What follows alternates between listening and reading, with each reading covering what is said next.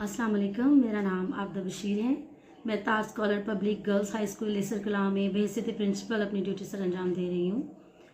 हाल ही में होने वाला एक बहुत छोटा वाक़या, उससे रिलेटेड मैं आपसे बात करना चाहती हूँ। जिस सिलसिले में आज मैंने एक बीबी की स्टेटमेंट चेक की, जो सिटी प्रेस क्लब ज़फ़रवाल के ऑफिस में जाके ये बता रही हैं कि उसके बच्चे को तशद्दुद का निशाना बनाया गया और बहुत ज़्यादा मारा गया। सबसे पहले तो ये स्टेटमेंट उनकी सरासर गलत और अदारे पे इल्ज़ाम है।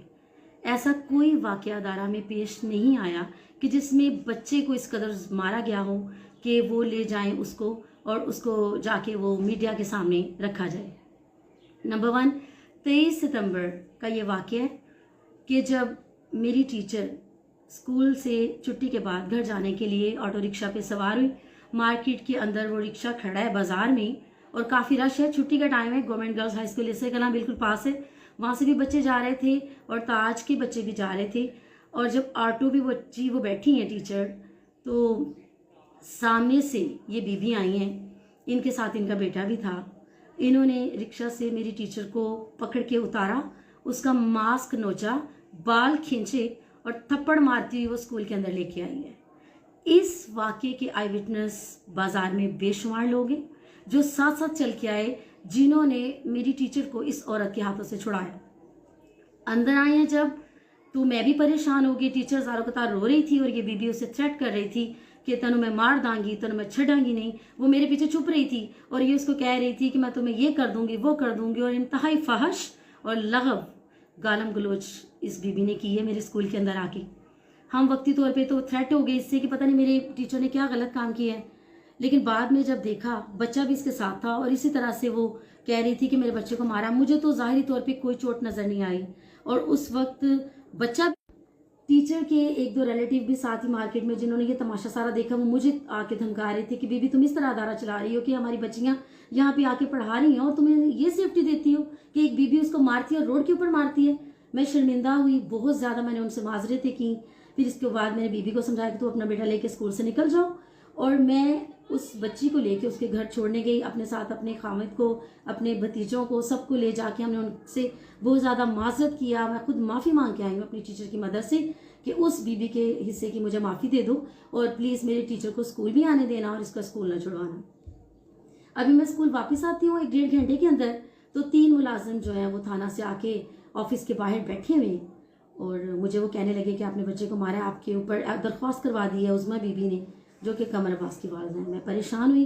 अगेन मेरे हस्बैंड एज ए लॉयर मुझे समझाने लगे कि अग्रेसिव होने की जरूरत नहीं है, तो आप चुप करके एक्सक्यूज कर लें, बाद में देखेंगे। मैं उनसे ये कह रही थी कि बच्चे को मारा भी अगर खुदा ना खास्ता टीचर ने हो तो वो क्या बड़ा जुर्म है इससे कि टीचर को सारे बाजार मारा जा रहा है, जो 20-22 साल की बच्ची है अभी, जो यंग है, उसकी कोई इज्जत नहीं है, उसकी कोई सेल्फ रिस्पेक्ट नहीं है कि उसको सारे बाजार तजलील की गई, उसकी दुपट्टा नोच के, मास्क नोच के उसको खींच के लाया जाता है, वो रोती है और मैं उसके घर जाके माफिया मांगती हूँ। बहरहाल मैंने फिर भी सोचा कि वो चूंकि बीबी मेरे गांव की है और मैं उनके बच्चे को 8 साल से पढ़ा रही हूँ और बराए नाम कोई फीस चार्ज मैं उससे नहीं कर रही। मेरे पास कोई रिकॉर्ड नहीं है कि उसने, क्योंकि उसके फादर नहीं है, वो डाइवोर्सी औरत है और हम उसको वैसे भी हेल्प करते रहते हैं और पूरा गांव उसकी हेल्प करता है। सो मैंने भी इसलिए उसको खुदा खौफी में पढ़ाया अपने स्कूल में। एनी हाउ मैंने उनसे एक्सक्यूज़ किया, उन्होंने कहा कि बीबी को लाए और माफ़ी मांगी। हम उनको, मेरा कज़न गया लेके आया, हमने उनसे एक्सक्यूज़ किया कि चलो जो हुआ सो हुआ, लेकिन आपने गलत किया, आपको टीचर को नहीं मानना चाहिए था। वो कहती मैं ये कर दूंगी, वो कर दूंगी और इसके बदले में वो कुछ। अब दूसरे दिन फिर जब मुझ पे ये प्रेशर पड़ा कि आप अपने टीचर के लिए क्या कर रही हैं बैठी यहाँ बीबी, आप 16 साल से अदारा चला रही हैं और आपके टीचर को सरे बाजार थप्पड़ पड़े हैं, तो आपका क्या दिफा है। मैंने भी जाके फिर एप्लीकेशन फाइल की और बताया उसमें कि किस तरह से टीचर के साथ इस तरह ज्यादती की गई है। दोनों एप्लीकेशन थाने में थी, किसी किस्म का किसी को कोई भी नहीं कर रहा था कि भाई कोई सिफारिश आ रही है, no not at all. SHO थाना लेसर ने बहुत ही फेयर इंक्वायरी हेल्ड की, हमें बुलाया, मैं गई, मेरे स्टाफ गया, मेरी टीचर गई, हम रात 10 बजे तक वेट करते रहे, ये बीबी वहाँ इंक्वायरी में नहीं आई। SHO साहब 3 से 4 बार मुलाजमीन को SHO हमजा साहिब ने भेजा है, हम वहीं बैठी हैं। एक थाने में टीचर, प्रिंसिपल और उसके सारा स्टाफ बैठा इन मोहतरमा का वेट करता रहा, लेकिन ये नहीं आई। हम उठ के आ गए और उसके बाद अगले ही दिन ये बीबी पहुंच गए DO ऑफिस और वहां जाके DO एलिमेंट्री को उन्होंने बताया इसी तरह की कहानी सुनाई जो इन्होंने अब सुनाई है। मेरे बच्चे को मारा वट। उन्होंने इंक्वायरी हेल्ड की, अगले दिन स्कूल में इंक्वायरी हुई और ये इंक्वायरी जो है वो 27 सितंबर को हुई है।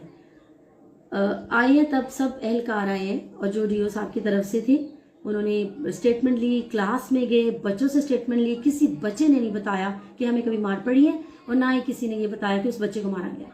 टीचर की स्टेटमेंट हुई, मेरी स्टेटमेंट हुई, ये सब रिकॉर्ड भी है, डीओ साहब की फाइल के अंदर मौजूद है और जिसमें सेहत जुर्म साबित ही नहीं हुआ। इनको इंक्वायरी में चूंकि इन्होंने हमारी रखवाई थी, इनके घर लेने गए, ये कहती मैं नहीं जाऊंगी। फिर जो इंक्वायरी टीम आई थी डीओ साहब की तरफ से, वो इनके घर गई और 1 घंटा इनकी मन्नतें की कि बीबी केस तो कुछ भी नहीं है, तो आप एक्सक्यूज करें, मामला करें, हम आपकी सुलह करवा के सुलह स्टेटमेंट ले जाते हैं। इन्होंने कहा मैं सुलह नहीं करूंगी, मेरी कुछ शर्तें हैं। उन शर्तों में यकीनी तौर पर बहुत सारे पैसे जो कि अदारे को उनको पे करने हैं। किस वजह से? वजह तो ये कोई नजर नहीं आ रही। जो बेइज्जती एक टीचर की होती है, जो उसकी हत्या की इज्जत का केस बनता था अदारे की तरफ से, एक्चुअली वो हमारा बनता था, ना कि इन बीबी का बनता था कि वो जाके ये कहें कि मरियम नवाज साहिबा और सीएम साहिब के साथ साथ एजुकेशन मिनिस्टर असना में चूंकि मामला काफी तूल पकड़ता जा रहा था, सरे बाजार गालियां निकाली जा रही थी, अदारे को कोसा जा रहा था।